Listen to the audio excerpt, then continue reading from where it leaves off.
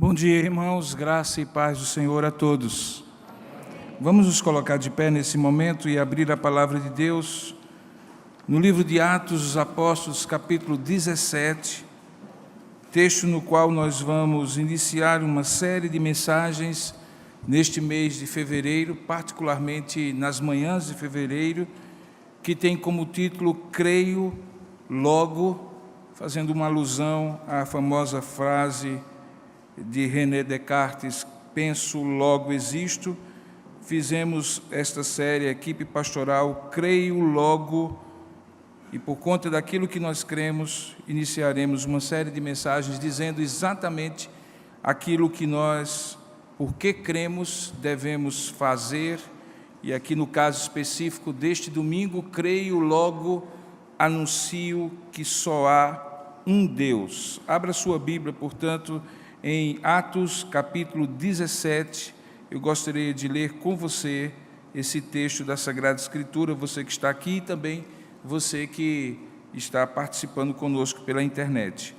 Atos, capítulo 17, verso 16 em diante, diz assim a palavra de Deus. Enquanto Paulo os esperava, referindo-se a Silas e Timóteo, que tinham ficado em Bereia, uma outra cidade. Enquanto Paulo os esperava em Atenas, o seu espírito se revoltava em face da idolatria dominante na cidade. Por isso dissertava na sinagoga entre os judeus e os gentios piedosos, também na praça todos os dias, entre os que se encontravam ali. E alguns dos filósofos epicureus e estoicos contendiam com ele, havendo quem perguntasse quem quer ou o que quer dizer esse tagarela. E outros diziam, parece pregador de deuses estranhos, pois pregava a Jesus e a ressurreição. Então, tomando-o consigo, o levaram ao Areópago, dizendo, poderemos saber que nova doutrina é essa que ensinas? Posto que nos trazes aos ouvidos coisas estranhas, queremos saber o que vem a ser isso. Pois todos os de Atenas e os estrangeiros residentes de outra coisa não cuidavam, senão dizer ou ouvir as últimas novidades. Então Paulo, levantando-se no meio do Areópago, disse, senhores atenienses, em tudo vos vejo acentuadamente religiosos, porque passando e observando os objetos de vosso culto, encontrei também um altar no qual está escrito, ao Deus desconhecido. Pois esse que adorais sem conhecer, é precisamente aquele que vos anuncio. Que Deus abençoe sua palavra. Amém. Vamos orar juntos, queridos. Ó Deus amado e querido Pai, em nome do Senhor Jesus, nós rogamos a Tua bênção sobre nós nessa hora, em que iremos ministrar a Tua palavra, palavra que foi inspirada pelo Teu Espírito, e que este mesmo Espírito, nesta hora, venha iluminar os nossos corações, tanto o meu como dos meus irmãos e irmãs, que estão aqui neste lugar ou em qualquer outro lugar onde estão participando deste culto, pela internet, pela TV, que o Senhor possa abrir o nosso entendimento, porque de fato Tu podes, na verdade só Tu podes, fazer com que compreendamos a Tua palavra, para além do nosso intelecto, da nossa cognição. Portanto, abre o nosso entendimento de maneira salvífica, abençoadora, santificadora, para aqueles que possam ouvir, ouçam, que porque cremos, logo anunciamos que só há um Deus. Portanto, abençoa-nos e fala o nosso coração, é o que nós oramos juntos, em nome e para a glória de Jesus. Amém. Podemos sentar, queridos.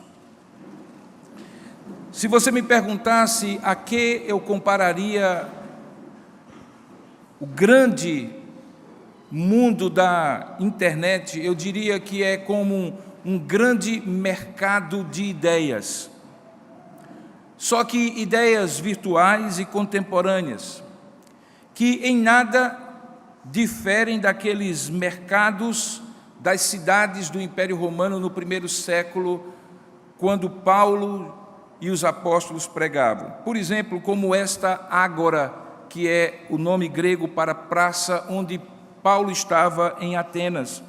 Assim era em Atenas, capital do saber da cultura helênica, assim era aos arredores da biblioteca de Alexandria, no Egito, ou nas vias romanas que ligavam homens, ideias e, eventualmente, deuses, ou supostos deuses. Naquela época, portanto, não de maneira virtual, mas de maneira presencial, os pregoeiros e anunciadores do mundo antigo repercutiam as mesmas, como hoje se vê, 4 grandes e possíveis visões de mundo que nós podemos ter hoje, ou cosmovisões. Aquilo que era antes, de alguma forma, virtualmente se replica hoje. E como nós iremos ver nessa ilustração que você acaba de ver projetada e paulatinamente vai ser posta para você, é possível ver o mundo pelo menos de 4 maneiras diferentes. A primeira delas, e que nós chamamos de uma maneira ateísta de ver o mundo, é a maneira pelo qual nós, ou alguns, entendem o mundo absolutamente abstraído de qualquer divindade. No primeiro século da era cristã, bem como hoje no mundo virtual, há pessoas que podem e creem que podem pensar na vida e no mundo sem absoluta e nenhuma referência a Deus. Na verdade, nos dias atuais, a população de pessoas que se dizem descrentes de qualquer divindade, ateias ou agnósticas, cresce tanto quanto as principais religiões do mundo. Uma maneira de ver o mundo sem Deus tem peculiaridades próprias. Não há lugar para o sobrenatural, não há lugar para o milagre, e alguns afirmam, inclusive, que não há lugar para a moral nem a ética. Haja vista que, se eu não creio que alguém vai me pedir contas de tudo o que eu digo e de tudo o que eu faço, por que fazer o que é certo, por que fazer o que é correto, por que fazer o que é justo? É melhor fazer o que lhe dá prazer. Uma segunda maneira que naquela época e hoje também se vê o mundo é aquilo que nós chamamos de panteísmo. Essa vai para a direção oposta. Se o ateísmo retira Deus de toda a esfera humana, o panteísmo inclui Deus em todo e qualquer aspecto humano. A palavra panteísmo vem da ideia de panta, em grego, pans, paz, panta, são palavras que significam tudo, todas as coisas, e teísmo, obviamente, é crença, é a ideia passada, histórica, antiga ou atual, de que Deus é uma força cósmica, uma presença divina em todos os lugares, interpenetrando todas as esferas humanas, se revelando e sendo plenamente Deus em todos os seres vivos e em todos os lugares. Esse conceito, eventualmente bastante difundido hoje, é aquele que faz com que as pessoas tenham uma relação meio subjetiva com este possível Deus, seja ele quem for, nome quem quer que o coloque. É uma ideia de que esse Deus é um Deus que está presente nas pessoas, nas coisas, nos animais, nos seres vivos, e que este Deus está ali para apenas e tão somente impulsionar a vida. Ele não é um Deus pessoal, ele não tem vontade, ele não se revela, ele não tem sentimentos, não tem emoções, nada o agrada ou desagrada. Portanto, de alguma forma, é um Deus bastante palatável para os dias de hoje, porque você não compromete-se com alguém nem com algo, você simplesmente deixa a coisa acontecer de maneira panteísta. A terceira maneira de ver naquela época e nos dias de hoje também é aquilo que a gente chama de deísmo, com D maiúsculo. É a ideia sim que existe um Deus pessoal, não etéreo como o panteísmo, mas que esse Deus, se um dia criou, como de fato criou, se abstraiu, se omitiu, saiu do mundo e não intervém no mundo. Portanto, deu um relógio ou uma corda no relógio das leis naturais e elas, por si mesmo, vão se encaixando. É uma ideia de um Deus com quem você também não precisa ter nenhum relacionamento pessoal, porque ele não está presente hoje. Ele esteve presente no ato da criação, mas há muito tempo deixou que as coisas acontecessem na medida em que as leis naturais fossem se processando. Depois dessas 3 visões, existe uma que é a nossa, como cristãos, que nós chamamos de teísmo, com T, que é a ideia, sim, que existe um Deus Criador, que é distinto da criação, que se revela, criou todas as coisas e ainda hoje mantém todas as coisas, pela palavra do seu poder, é um Deus que intervém, é um Deus cuja providência, dirigindo todas as coisas, mostra que Ele é soberano, e também é um Deus que opera, eventualmente, milagres, para além daquilo que é natural que aconteça. É um Deus que intervém. Quando você olha esse texto que nós acabamos de ler, você vê uma praça de ideias, porque os atenienses e gregos, visitantes daquela cidade, não tinham outra coisa a fazer a não ser estar naquela cidade debatendo sobre a vida e sobre os deuses. E você quase consegue ver de maneira física aquilo que virtualmente você vê na internet. Coloque a palavra Deus, por exemplo, num buscador de qualquer site, e você vai encontrar várias definições de Deus, várias visões de mundo, em que Deus tem várias perspectivas e várias características. Tudo é Deus, Deus é tudo. Na primeira mensagem desta série que nós começamos hoje, creio, logo anuncio, nós vamos falar sobre o anúncio que faz toda a diferença a partir da crença que há um só Deus como sendo a mãe de todas as crenças. O filósofo George Mavrodes, que escreveu o livro Belief in God, Crença em Deus, em 1970, diz o seguinte: fornecer ao homem uma estrutura conceitual no qual ele possa ver toda a sua vida como sendo vivida na presença de Deus, é como ensinar um homem a ler um manuscrito que lhe é estranho. Nós podemos lhe dar a chave da interpretação, um código para decifrar a vida. Se ele crer em nós, então ele pode entender essa inscrição e ler a vida de uma maneira completa, sempre a partir desse código.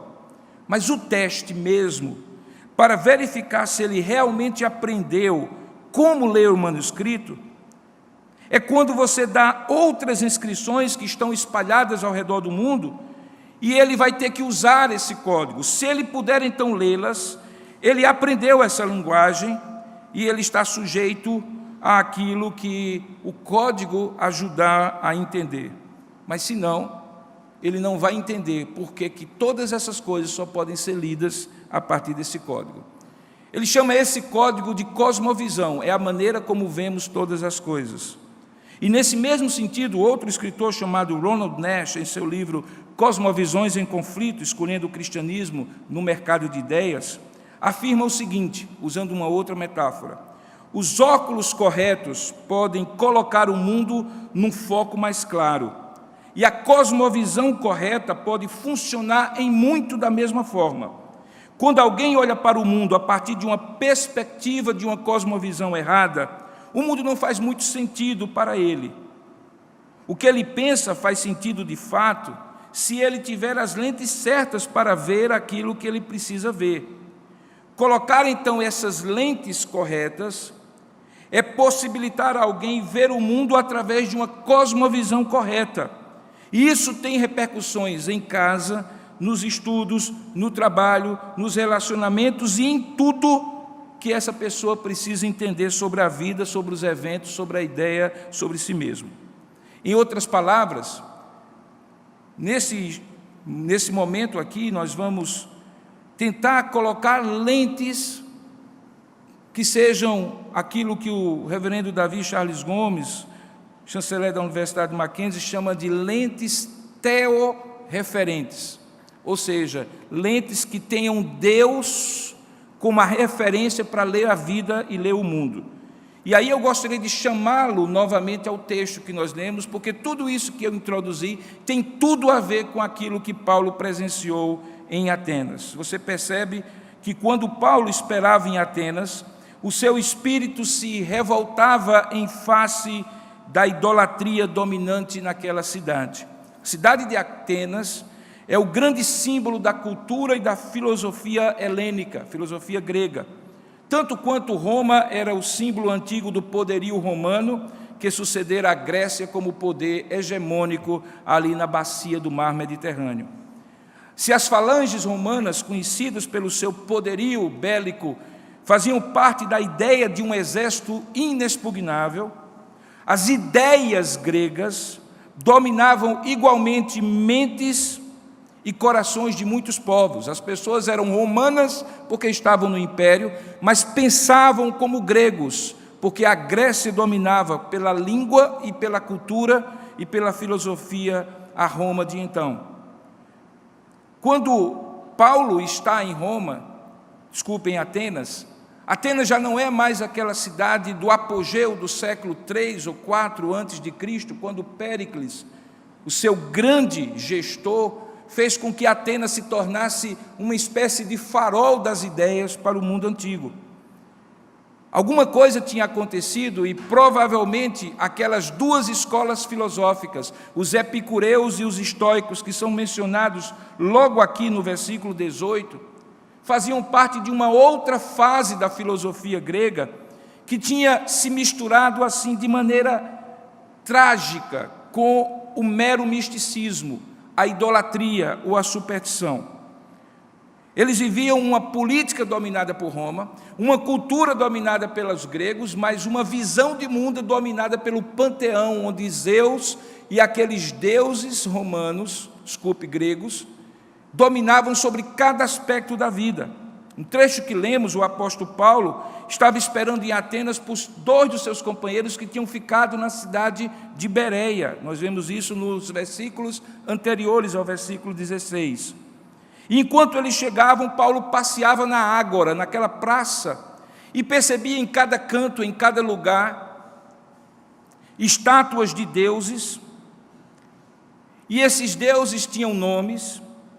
Esses supostos deuses faziam parte daquelas 12 grandes divindades do panteão grego. Talvez Zeus estivesse ali, que era casado com Hera, Apolo, que era o deus do sol, Poseidon, que era o deus do mar, Afrodite, que era a deusa do amor, e Palas Atenas da sabedoria, e aí muitos outros. Havia tantos deuses, mas tantos deuses, que Petrônio, um escritor satírico romano da época de Nero, por volta do ano 64, dizia que era mais fácil achar um deus em Atenas do que um homem. Havia tantos deuses, mas tantos deuses, que para eles não incorrerem na suposta ira de algum deus, eles então erigem uma coluna, sem nenhuma estátua em cima, e na base daquela coluna coloca a seguinte expressão, agnoskoteo, que significa ao Deus desconhecido. Paulo então está passeando naquela praça, e enquanto ele está passeando naquela praça, ele começa a se indignar. O texto diz que o sentimento de Paulo era um sentimento de revolta, porque ele estava vendo que aquela filosofia grega se misturara com a mitologia e com a superstição, de modo que aqueles que se inculcavam por sábios, como o próprio Paulo diz, escrevendo aos Romanos, haviam se tornado loucos e tinham mudado a glória de Deus incorruptível em semelhança de homens corruptíveis, bem como de aves, de quadrúpedes e de répteis. E essa era a razão, porque paralelamente ao declínio da influência da cultura de Atenas, também começou um declínio da influência moral de Atenas.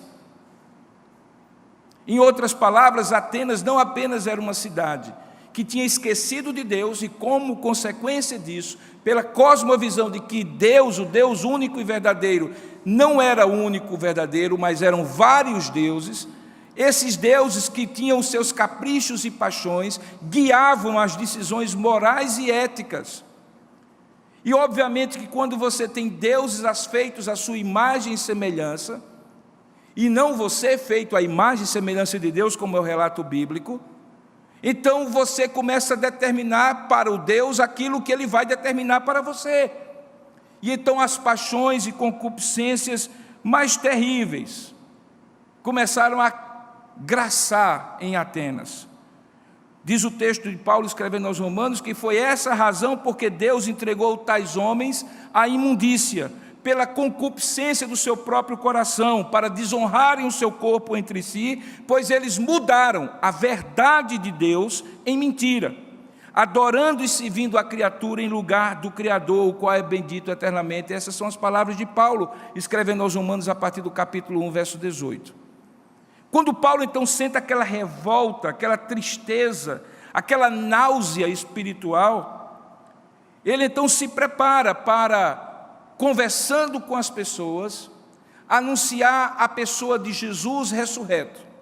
E é justamente quando ele começa conversando na praça, no mercado de ideias, introduzindo a ideia de que existe um só Deus verdadeiro, na pessoa do seu Filho Jesus Cristo, que esses dois grupos de filósofos, epicureus e estoicos, tomam conhecimento nos vários alpendres que aquela praça tinha, onde os filósofos ficavam ali falando e os transeuntes paravam para ouvir suas ideias, que alguma coisa precisava ser feita com relação àquele pregoeiro. E aí eles chamam Paulo, tiram Paulo da ágora, a praça, e levam para o outro lugar em Atenas chamado Areópago, ou Colina de Marte, um dos deuses onde as grandes decisões eram tomadas. Portanto, quando Paulo sai da ágora e vai para o Areópago, simbolicamente ele sai do mercado de ideias, onde qualquer pessoa podia dizer qualquer coisa, para um lugar onde as ideias dele seriam escrutinadas, julgadas, discernidas, aceitas ou rejeitadas, contrapostas ou assimiladas.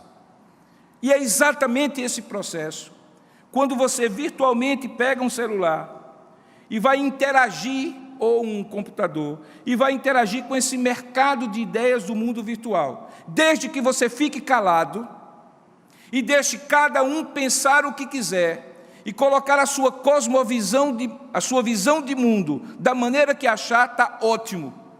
Faz parte da nossa época aquilo que a gente chama de relativismo. Cada um tem a sua verdade e fique feliz com ela.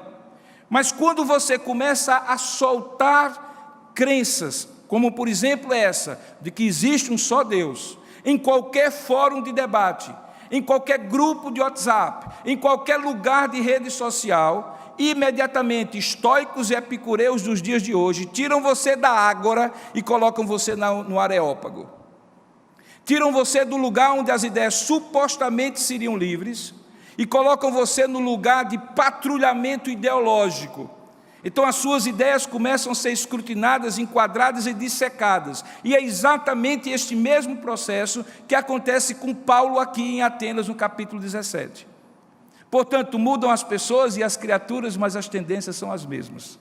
O mundo do século I e o mercado de ideias do século I é este mesmo mundo, formado por estes mesmos homens que se incomodam com essa ideia que existe um só Deus. Porém, Paulo, ao ser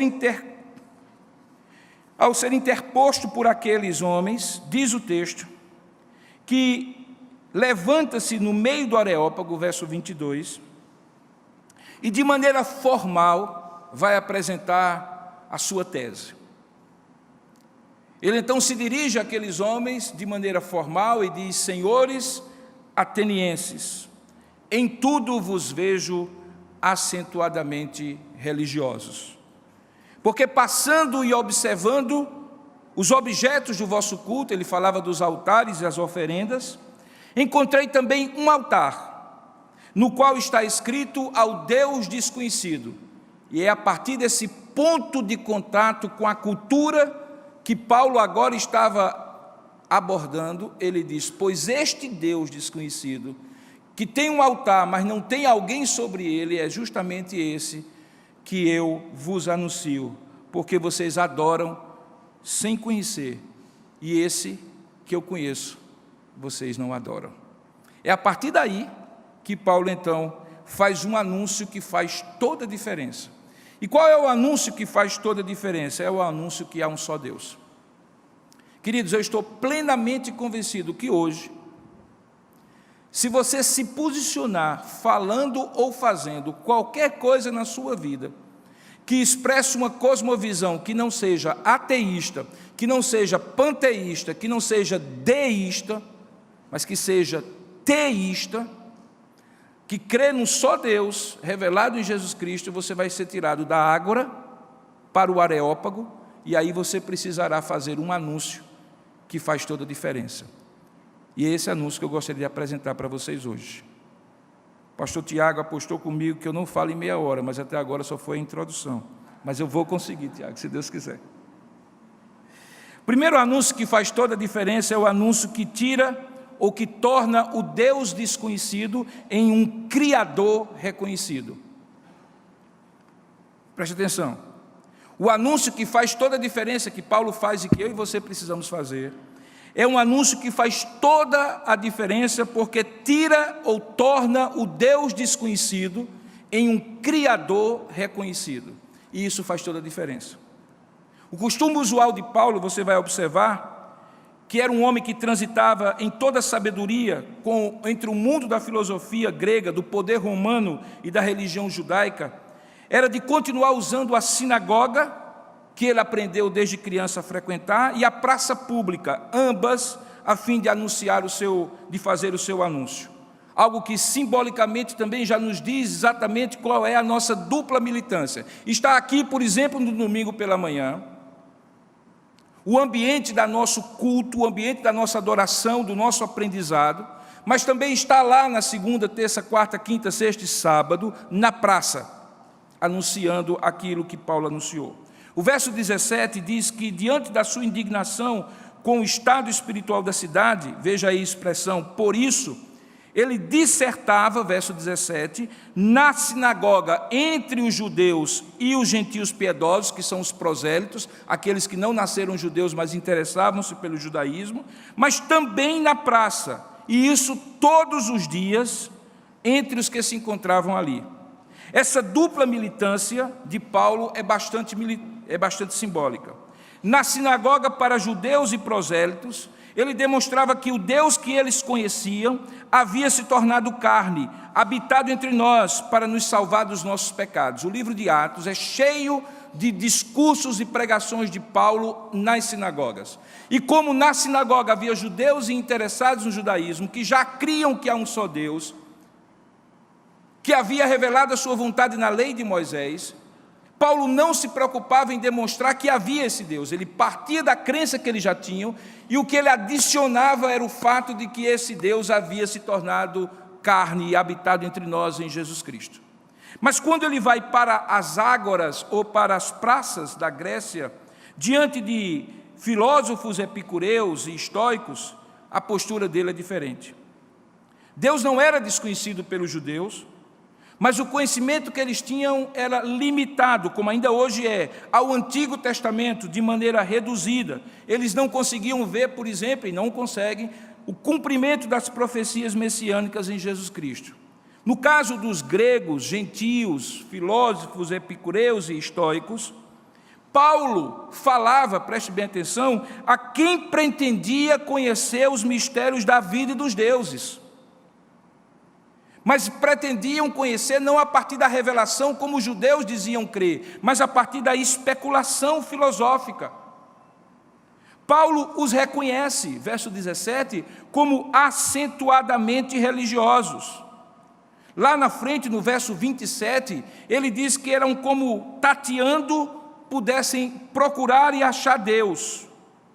Mas era para eles um Deus desconhecido, e eles reconhecem isso. Porque entre os altares eles erigem um e diz que esse Deus é um Deus desconhecido. Em outras palavras, eles eram aquilo que nós chamamos modernamente de agnósticos. O agnóstico é ateu é diferente do ateu por uma pequena sutileza. O ateu afirma, não há Deus. O agnóstico supõe a existência dele, mas nem prova que ele existe, nem desprova, dizendo assim, que ele não existe. Em outras palavras, ele coloca Deus sob suspeita. Talvez exista, e se existir, então é melhor colocar um altar e dizer ao Deus supostamente existente, mas verdadeiramente desconhecido, agnostor teu. Deus então era desconhecido pelos gregos, que no máximo supunham a existência dele. Para eles, Paulo era chamado de um tagarela. Veja aí no verso 18, que alguns dos filósofos epicureus e históricos contendiam com ele, havendo quem perguntasse o que quer dizer esse tagarela. Quando você vai para o Novo Testamento grego, você descobre que essa palavra tagarela é a palavra espermólogos. E antes que você tenha alguma ideia aí, pela fonética da palavra, esperma em grego é semente. Os espermólogos eram aqueles que viviam nas praças, nas ágoras, recolhendo pequenas porções que caíam das bancas daqueles que vendiam frutas e verduras. Eles coletavam aqui, coletavam acolá e faziam a sua feirinha. E eram chamados de maneira irônica e pejorativa de espermólogos. Nesse mercado de ideias, com grandes banquetas de várias ideias epicureus, estoicos e tantos outros, eles olham para Paulo e dizem assim: é um espermólogo. Fica pegando um pedacinho dessa filosofia aqui, um pedacinho daquela filosofia ali, junta com aquela outra ideia aqui, mistura tudo e fica como um tagarela aqui, falando sem sentido e sem nexo. É assim que eles chamam Paulo. Demonstrava assim o orgulho dos epicureus e estoicos ao xingarem Paulo, porque eles não conseguiam entender uma coisa que é fundamental e que o cristianismo oferece, que é a possibilidade de integrar conhecimento. Paulo não estava catando pedacinhos de conhecimento, ele estava pegando esse conhecimento e integrando dentro de uma cosmovisão, coisa que os gregos não conseguiam fazer. E por isso eles faziam aquilo que a gente chama que é o contrário no pensamento, a defragmentação. É quando eles não conseguem conceber que existe um só Deus Criador e para cada fenômeno da natureza eles dão o nome de um Deus. Você entendeu agora porque que na mitologia grega precisa haver um Deus do raio, um Deus da água, um Deus da terra, um Deus do fogo? É porque mesmo Zeus, o maior dos deuses, não é o Deus que realmente consegue integrar todos os fenômenos da natureza como expressões da sua ação na natureza. Paulo então pega todos aqueles pensamentos e ao invés de estar defragmentando, ele está integrando esses pensamentos. Mas para eles, dentro do orgulho da filosofia deles, eles viam Paulo como um espermólogo, um sujeito que catava pensamento alheio.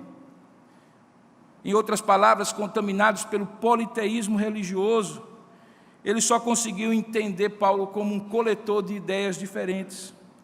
A eles parecia, se você olhar direitinho no texto, que Paulo era um pregador de estranhos deuses. Verso 18. Ele diz, eles dizem, parece pregador de estranhos deuses. E eles dão até o nome desses supostos deuses, Jesus e Anastasias, que significa ressurreição em grego. Para eles, Jesus e Anastasias era como Ísis e Cibele, dois deuses. Como aqueles deuses consortes, marido e mulher, como Zeus e Hera, da mitologia grega, egípcia, romana, porque na cabeça deles, é isso que eu quero que os irmãos entendam, como não existia, como não criam na existência de um único Deus, eles fragmentavam o conhecimento, algo muito parecido com o que existe hoje, quando as pessoas tentam dizer para você, que aquilo que você crê dentro da igreja não deveria influenciar aquilo que você vive e faz no trabalho e na escola, porque ali é um outro campo, fé é algo privado. Essa fragmentação era o que os tagarelas, ou melhor, que os epicureus e estoicos faziam, mas colocavam na conta de Paulo. Na verdade, essas duas escolas, epicureus e estoicos, elas expressam ainda hoje duas tendências do mundo, e eu gostaria que você entendesse isso. Porque uma das coisas mais bonitas na história, irmãos, é quando você vê que o homem é o mesmo, que as tendências são as mesmas e que a solução para o homem é a mesma. Mudam os nomes, as tendências, o mercado deixa de ser concreto na praça pública e passa a ser virtual na internet, mas a questão é a mesma. O epicurismo foi criado por Epicuro de Samos no século IV a.C., e é como um ateísta materialista. Ele dizia assim: já que não existe Deus, vamos aproveitar a vida.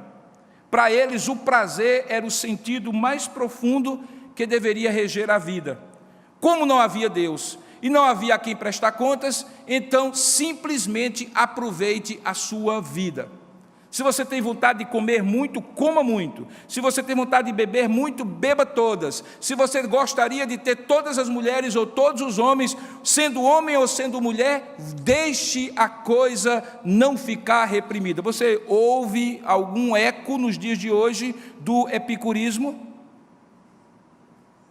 É o mundo que você vive, é o mundo que eu vivo. Os estoicos iam na direção oposta. Os estoicos eram disciplinados. Desde que Zenão de Cítio criou essa filosofia no século III, a ideia deles é panteísta. Veja, um é ateísta, o outro é panteísta. Deus está presente em tudo. Mas o princípio universal que está presente em tudo é ordem. E aí, esta ordem é que faz com que toda disciplina e virtude humana se submeta a esta ordem universal. Se você me perguntasse hoje o que há de mais parecido com o estoicismo, eu diria o budismo. O budismo, que não é uma religião, é uma filosofia, porque nem crê que existe Deus, mas que existe uma imanência de Deus, uma força de Deus em todas as coisas. Diz que é pela abstração do prazer, de você não sentir ira, de você não sentir emoções fortes, de você não se incomodar com as sensações do dia a dia, que você alcança o nirvana. E o nirvana é o lugar onde esta força integradora de todas as coisas existe. Curiosamente, o mesmo ator de Hollywood, que troca de mulher a cada cena, se sente atraído pelo budismo, razão porque o budismo hoje é a religião que mais cresce entre formadores de opinião no mundo do show business. E aqui a gente vê a defragmentação do coração humano. Ele quer viver o prazer, mas ele quer alguma coisa que lhe dê ordem, mas alguma coisa, não alguém. Como Paulo escreve, eles se inculcando por sábio, tornam-se loucos e se rebelam contra o Criador. Rawson, um comentarista desse texto, diz que os dois princípios que regem epicureus e estoicos são o prazer e o orgulho. E para ambos, Deus simplesmente era um desconhecido. Em meio aos costumes dos gregos de filosofar com o homem, porque o homem era o centro da reflexão grega. Daí porque, quando eles chamam Paulo para o Areópago, eles estavam colocando Paulo no escrutínio para provar se era verdadeiro ou falso o seu pensamento. O anúncio de Paulo no meio daquela praça tem um foco. Ele reconhece a religiosidade deles por trás da filosofia, mas ele aponta a incoerência de supor que existe um Deus, mas não reconhecer esse Deus como o Criador. Ele anuncia que esse Deus é o Criador. Veja, este Deus que vocês adoram sem conhecer, este é precisamente aquele que eu vos anuncio. E se você for lá à frente do texto, você vai descobrir que Paulo anuncia esse Deus Criador. Veja, lá um pouco à frente, no verso 24, logo depois de ele dizer que aquele que eles adoravam sem conhecer é precisamente aquele que ele anuncia. Qual é o anúncio que ele faz? Que o Deus que fez o mundo e tudo que nele existe, sendo ele Senhor do céu e da terra, não habita em santuários feitos por mãos humanas. Em outras palavras, Paulo estava dizendo: olha, o Deus que vocês desconhecem nas elucubrações filosóficas de vocês, precisa ser o Criador que vocês passem a reconhecer, porque Ele criou todas as coisas.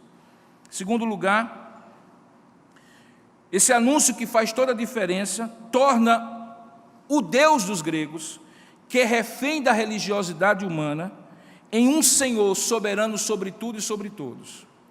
Talvez a coisa mais perniciosa da religião, inclusive essa que nós praticamos, se não tivermos atenção sobre ela, é quando nós queremos enquadrar Deus, que está para além de tudo aquilo que nós podemos imaginar, em ritos, em processos, em crenças humanas, em dogmas humanos, como os gregos faziam.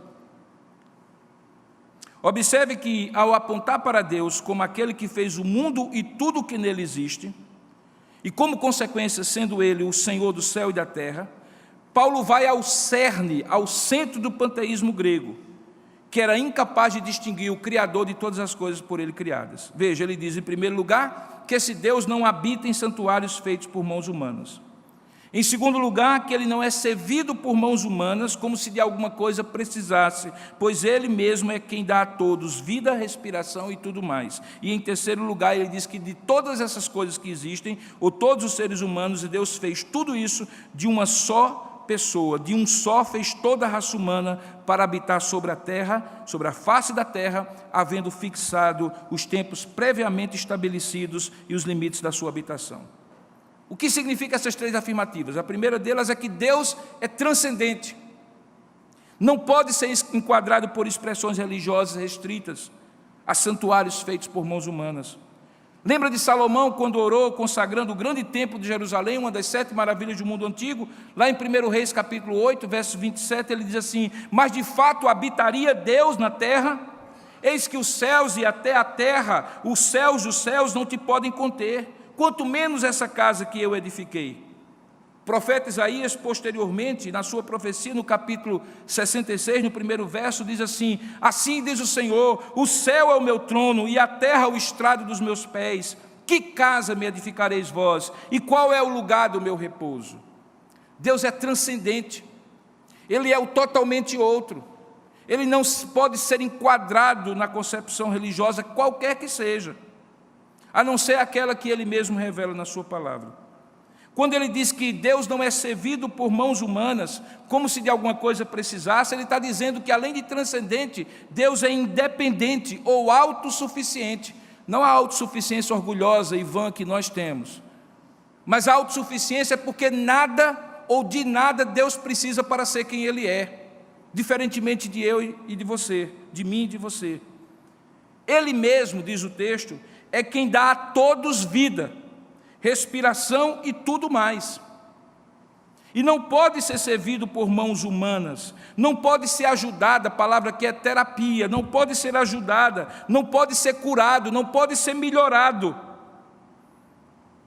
Porque Ele é o Deus independente, totalmente autossuficiente. Tanto é que quando diz o texto que Ele dá vida, Ele não usa a palavra grega bios, vida biológica, Ele usa a palavra zoe, que significa vida plena, completa, vida que emana do próprio Criador. Então, o anúncio que faz toda a diferença torna um Deus que era refém da religiosidade humana, e isso é o que afronta Deus na idolatria. É quando eu imagino que Deus tem essa cara, tem esse semblante, tem esse tamanho, tem essa forma, e faço um Deus que é invisível, transcendente, autossuficiente, completamente diferente de tudo que existe, como se algo pudesse ser comparado a Ele. A idolatria de um santo romano, a idolatria de uma ideia que torna-se Deus, são igualmente afrontosas a Deus. Porque tiram de Deus a transcendência, Ele é o totalmente outro, porque tiram de Deus a independência e a autossuficiência. E, finalmente, quando Ele diz que esse Deus é um Deus que estabelece limites para o homem, Ele diz porque esse Deus é um Deus soberano sobre o tempo e o espaço. Veja que expressão interessante. De um só fez toda a raça humana para habitar sobre toda a face da terra, havendo fixado os tempos, o tempo, previamente estabelecidos. Nada supera o controle de Deus sobre os acontecimentos, porque Ele é soberano, e ao mesmo tempo Ele estabelece os limites da sua habitação, da habitação do ser humano. Ele controla o espaço. Para gregos, filósofos, estoicos e epicureus, isto era uma afronta. Dizer que quem mandava no raio não era aquele Deus que eles cunharam, a imagem e semelhança do pensamento deles, mas o Deus Criador. que o Deus do tempo, Cronos, não era o Senhor do tempo. O Senhor do tempo era este Deus que Paulo estava dizendo que é o Criador de todas as coisas. Esse anúncio, portanto, que faz toda a diferença, tira Deus dos enquadramentos da filosofia e da religião para mostrá-lo como ele realmente é: independente, autossuficiente, transcendente, infinito em todas as coisas finitas, colocando sobre elas limites. E, finalmente, o anúncio que faz toda a diferença torna o Deus que é objeto da especulação humana em um juiz que julgará todas as coisas por meio do seu Filho amado. A pretensão humana de colocar Deus como um cadáver sobre uma pedra de um necrotério, abrir as vísceras de Deus e examinar como Ele é a pretensão de corações rebeldes. É Deus antes do homem que põe o seu olhar escrutinador sobre os intestinos espirituais do ser humano e julga não apenas aquilo que todos veem, comportamentos e palavras, mas julga aquilo que só Ele vê, motivações e intenções de coração. E é isso que Paulo diz. Olha, veja o argumento final do seu anúncio. Ele diz assim, que enquanto a filosofia grega havia feito de Deus um objeto de estudo e de especulação, descambando ora para o que Paulo chama de ignorância espiritual, representada pela estátua do Deus desconhecido, ora para a idolatria que tornava tudo ser Deus e Deus ser tudo em todas as coisas criadas, Paulo reposiciona Deus em seu anúncio. Ele diz assim, ora, ele está disposto a não levar em conta os tempos da ignorância, mas ele notifica aos homens que todos, em toda parte, se arrependam, porque além de não levar em conta e notificar, ele está dizendo que ele estabeleceu um dia em que há de julgar o mundo com justiça por meio de um varão que destinou e acreditou diante de todos, ressuscitando dentre os mortos. O que Paulo faz é, em primeiro lugar, dizer que a anistia que Deus está dando aos homens nem pode ser chamada de anistia, nem sendo ampla, nem geral, nem irrestrita. Deus simplesmente não releva o ser humano. Ele oportuniza pela pregação daquele evangelho a oportunidade, a chance desse homem se arrepender. Ele está disposto a não levar em conta os tempos de ignorância, desde que haja arrependimento. Veja o que é que Paulo escreve agora aos Romanos em capítulo 1. Ele diz assim, verso 18, a ira de Deus se revela do céu contra toda impiedade e perversão dos homens que detêm a verdade pela injustiça. Porquanto o que de Deus se pode conhecer é manifesto entre eles, porque Deus lhes manifestou. Porque os atributos invisíveis de Deus, assim o seu eterno poder, como também a sua própria divindade, claramente se reconhecem desde o princípio do mundo, sendo percebido por meio das coisas que Ele mesmo criou. Tais homens são, por isso, indesculpáveis. Porquanto, tendo conhecimento de Deus, não o glorificaram como Deus, nem lhe deram graças. Antes se tornaram nulos, vazios em seus próprios raciocínios, obscurecendo-lhes o coração insensato. Fica tão claro que quando Lucas registra que Paulo falou, Deus não leva em conta os tempos de ignorância, não significa que Deus não está julgando sobre eles. Ele está dizendo que agora é tempo de arrependimento, porque a ignorância passou. Se todos passavam a cada manhã e viam aquela estátua, e naquela estátua tinha uma expressão ao Deus desconhecido, a partir de agora, todos que estivessem o ouvindo, poderiam saber que esse Deus desconhecido existe, e é aquele que Paulo estava anunciando. É nesse sentido que ele fala que Deus agora está dispensando o tempo da ignorância, porque não há mais ignorância, uma vez que você conhece a verdade. Mas ele também diz que é preciso que, conhecendo a verdade, você tenha noção de que em toda parte, diante dessa verdade, os homens devem se arrepender. O arrependimento é a mudança de pensamento. O arrependimento não é um sentimento, uma emoção profunda que leva ao choro. A emoção é vertida para fora pela tristeza de alguém que se convence que estava indo numa direção e agora precisa mudar de direção. A palavra metanoia, mudança de mente, significa exatamente isso. Razão porque Paulo notifica aos homens que todos em toda parte se arrependam. E aí ele chega a começar a falar de Jesus. Porque esse arrependimento é para evitar que um dia, em que Deus vai julgar o mundo com justiça, aqueles que ali estavam ouvindo não fossem julgados com condenação por meio de um varão que ele destinou e acreditou diante de todos. A referência era Jesus Cristo, fica muito óbvio, porque ele diz que ele foi ressuscitado dentre os mortos. Paulo está falando do eschaton, ou do escatom, da escatologia, das últimas coisas, da consumação de todas as coisas. É curioso que talvez você não perceba como nos dias de hoje as pessoas cada vez mais falam menos, com menos temor, de que um dia o mundo vai se acabar e a gente vai se apresentar diante do Criador. É muito mais simpática a ideia de que você nasce, morre e renasce. Nasce, morre e renasce. Porque enquanto você nasce, morre e renasce, nunca haverá um dia em que o feito será chamado à ordem e o Criador dirá: para aí, agora preste conta da sua vida. Você entende agora por que pessoas muito inteligentes, aparentemente inteligentes, creem piamente numa força chamada Deus, e ao mesmo tempo que a vida nunca acaba, ela sempre se reencarna de outras formas. Você entende agora? É muito simples. É para não ter que reconhecer que um dia vai ter que se apresentar diante do Criador e juiz de todas as coisas. Concluo dizendo o seguinte: você já assistiu um filme cujo final parece frustrar suas expectativas? O filme vai indo bem, o roteiro vai indo bem, as cenas vão indo bem, aí de repente, quando você já está imaginando, gente, como é que esse filme vai terminar, aí ele acaba. Aí ele acaba assim, acaba mesmo. Acaba que você olha assim para a esposa ao lado, ou para alguém e diz assim: oxe, e acabou, foi? Primeira vez que eu li esse texto, eu tive essa sensação do filme que acabou antes da hora.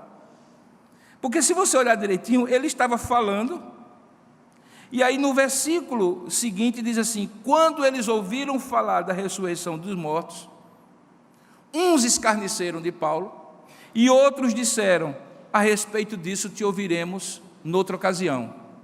The end. E aí passou os créditos. Diretor demais. Aí você olha assim e diz: mas agora que estava ficando bom.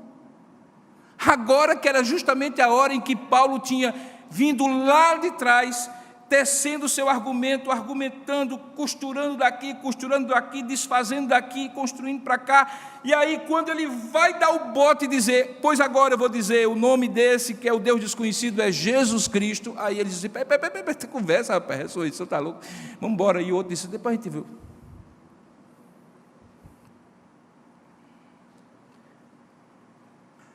Não é inusitado que quando a coisa chega em Jesus, duas reações normalmente acontecem. Ou as pessoas escarnecem, ou as pessoas adiam ter que se confrontar com a pessoa de Jesus. Jesus disse que ele era a pedra angular, a pedra de tropeço. Você pode falar de Deus como você quiser. Se você disser aos seus amigos: olha, Deus é muito bom, ele vai dizer: é mesmo. Deus me dá uma oportunidade de vida, ele diz: dá. Rapaz, Deus é quem dá saúde, ele diz: dá.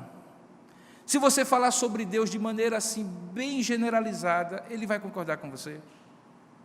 Agora, quando você chega e diz assim: e esse Deus se tornou carne, habitou entre nós, o nome dele é Jesus Cristo, e ele veio para que você se arrependa dos seus pecados, confie nele e seja salvo dos seus pecados. Aí eu quero dizer: isso aí não. Por que será? Bom, a psicologia explica que a verdade que mais incomoda é a que mais incomoda. E a verdade que mais incomoda é que Jesus Cristo é esse Deus. Será que Paulo fracassou nesse anúncio? Em que medida o seu anúncio fez toda a diferença, como eu prometi demonstrar nesse sermão, se apenas Dionísio, Dâmaris e alguns poucos creram no que Paulo falou, e a grande maioria escarneceu e foi embora? Deixa eu dizer uma coisa para você: será que você também fracassa quando lá na faculdade, no trabalho, na vizinhança, estabelece o seu ponto de vista e você diz, olha, porque eu creio, logo eu penso assim, e as pessoas não querem ouvir, escarnecem de você ou adiam esse confronto sobre a verdade, será que você também fracassa? Eu tenho a impressão que você, talvez porque acha que você está pregando a si mesmo, você fracassou se as pessoas não acreditarem em você. Afinal de contas, é meio esquisito, né? Quando você crê numa coisa com tanta firmeza e você compartilha com a pessoa, tipo assim, um remédio que fez bem para a sua dor de cabeça, e a pessoa diz, não, mas eu prefiro esse outro. E você até se sente meio rejeitado, né? Porque afinal de contas, você achou que a mensagem era você, mas a mensagem não é você. E o resultado da mensagem não diz se a mensagem é mais verdadeira ou menos verdadeira.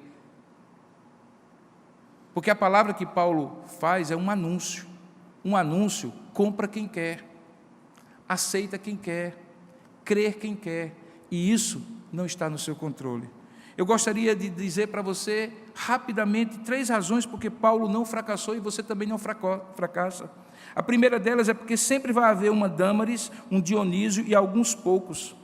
E deixa eu lhe dizer uma coisa, o cristianismo nunca foi religião de multidão. E todas as vezes que foi religião de multidão, enfraqueceu. Como um suco concentrado que você coloca água e vira um ponche, como a gente chamava lá em Campina Grande. E entre um suco concentrado e um ponche, é melhor você ter um suco concentrado.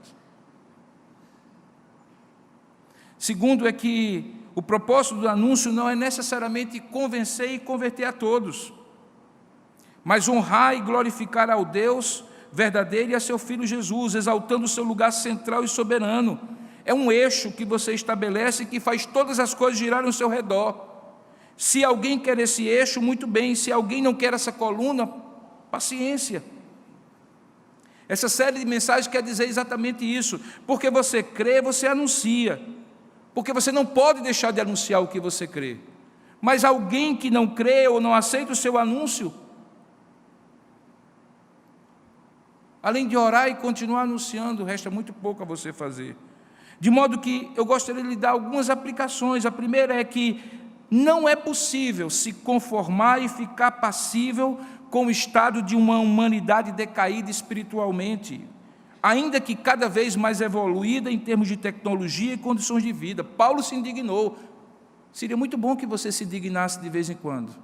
Não precisa esbravejar, mandar o povo para o inferno, falar alto. Mas se você vai se acomodando lá no ambiente de trabalho, tudo é certo, e você vai se acostumando com isso. Daqui a pouco você vai estar prostrado diante do altar do Deus desconhecido, sem perceber. E aí o sal que deixa de ser sal se torna insípido, e sal que se torna insípido, lá na Roma Antiga, era jogado nas vias públicas para ser pisado. E essa é a razão, porque talvez a sua influência no seu lugar de trabalho, no seu estudo, é porque você já não salga mais nada, todo mundo gosta de você. Não que o crente precisa ser alguém que o pessoal odeia, mas é esperado que eles o odeiem. Jesus foi quem disse isso. Se fizerem isso com o Senhor, imagine com os servos. Não precisa ser confrontador, precisa apenas ser capaz de anunciar e se indignar com a realidade das pessoas que estão desonrando o Criador. Eu costumo dizer que crente, costumo dizer sobre pastor, mas eu aplico para você, que crente que quer fazer concurso de popularidade todo dia que acorda de manhãzinha, não vai chegar a lugar nenhum. Pastor não tem que ser bonzinho, crente não tem que ser bonzinho no sentido de que todo mundo gosta dele porque ele não mexe com ninguém. A Bíblia diz, não vos conformeis com o presente século, mas transformai-vos. Conformar-se é você pegar uma água e colocar numa forma, mas crente não é água, crente é sal. Ele transforma aquilo que é colocado. Se ele assume a forma do seu lugar, ele deixa de fazer a diferença. A segunda aplicação é que a necessidade de falar para pessoas diferentes nos leve a levar a abordagens diferentes. Viu que Paulo pregava na sinagoga, mas pregava na praça também? Nós estamos hoje começando um semestre de escola bíblica dominical. Qual é a ideia de uma escola bíblica dominical? É fazer você se empaturrar de conhecimento, e conhecimento não. É colocar a espada do Espírito e ensinar você a como esgrimir essa espada do Espírito. Para que se você estiver na sinagoga, você fale como alguém que precisa falar na sinagoga. E se você estiver na ágora, na praça, você fale como alguém que precisa falar na praça. E terceiro, o testemunho não determina a sentença do juiz. Por isso, ninguém é responsável pelo que os outros e o próprio Deus vai fazer com aquilo que você testemunha para eles. Fale daquilo que você sabe, daquilo que você tem ouvido, daquilo que você tem visto da parte de Deus. Entregue-se ao Espírito Santo e deixe o restante com Deus. Se poucos ou muitos frutos vierem, é com Deus. Se salvação ou condenação será o resultado final do seu testemunho, para alguém ou para alguns, é uma questão de Deus resolver e agir com cada um. O seu é de anunciar a verdade, que faz toda a diferença, porque você se crê, logo anuncia que há um só Deus. Creio, logo anuncio que há um só Deus.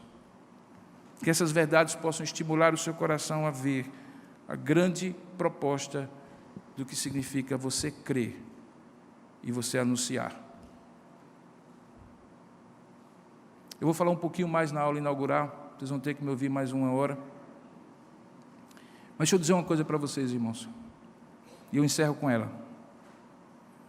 Eu estou plenamente convencido que aquela dificuldade que muitos de nós dizem ter, de testemunhar do Evangelho para as pessoas, tem a ver com falta de credibilidade e de autoridade. As pessoas sabem o que você faz. Elas flagram as suas mentiras. Elas conhecem as suas contradições. Razão porque é muito fácil falar para um desconhecido, mas para alguém que convive com a gente no ambiente do trabalho e do estudo, a gente se sente desautorizado. Isso tem que mudar. Isso tem que mudar. Porque senão você pode chegar ao fim de mais 1 ano, já passou 1 mês, com a constatação de que você não anunciou para ninguém a verdade que você crê e que pode salvar a pessoa. Porque se você parar um pouquinho e fizer um inventário de 2018, eu não vou nem perguntar quantas pessoas você conseguiu trazer para Cristo. Eu vou só perguntar a quantas pessoas você anunciou como Paulo anunciou. E nós vamos ter que baixar a cabeça envergonhados e dizer assim: 1, 2. Que Deus nos dê graça e misericórdia e nos abençoe num anúncio que faz toda a diferença. Amém.